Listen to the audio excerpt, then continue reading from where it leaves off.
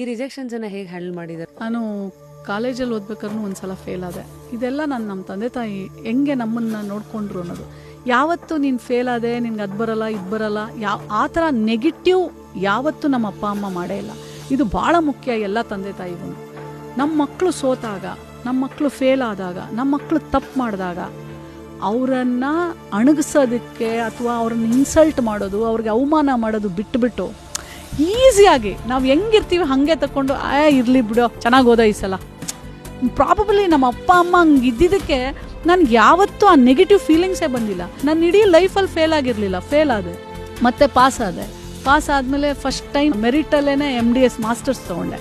So ಈಗಲೂ ಅಷ್ಟೇ ನನಗೆ ಸಿಗಲಿಲ್ಲ, ಪ್ರತಿ ಹಂತದಲ್ಲಿ ಸಿಗಲಿಲ್ಲ. ಆ ಕ್ಷಣಕ್ಕೆ ನೋವಾಗಿದೆ, ಹತ್ತಿರೋದು ಉಂಟು, ಯಾಕಂದರೆ ತುಂಬ ಕಷ್ಟಪಟ್ಟಿರ್ತೀನಿ.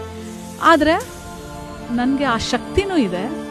ಮತ್ತೆ ನಾಳೆ ರಾತ್ರಿ ಕಳೀತು, ಬೆಳಗ್ಗೆ ಎದ್ದೆ, ಮತ್ತೆ ಹೋರಾಟ, ಮತ್ತೆ ಅದೇ ದಾರಿ, ಅದೇ ಎನರ್ಜಿ ಇಟ್ಕೊಂಡು ಮತ್ತೆ ಅಷ್ಟೇ ಕಷ್ಟಪಡ್ತಿದ್ದೆ. ಫುಲ್ ವಿಡಿಯೋನ ನೋಡಿ ಆನ್ ರ್ಯಾಪಿಡ್ ರಾಶ್ಮೀಸ್ ಯೂಟ್ಯೂಬ್ ಚಾನಲ್.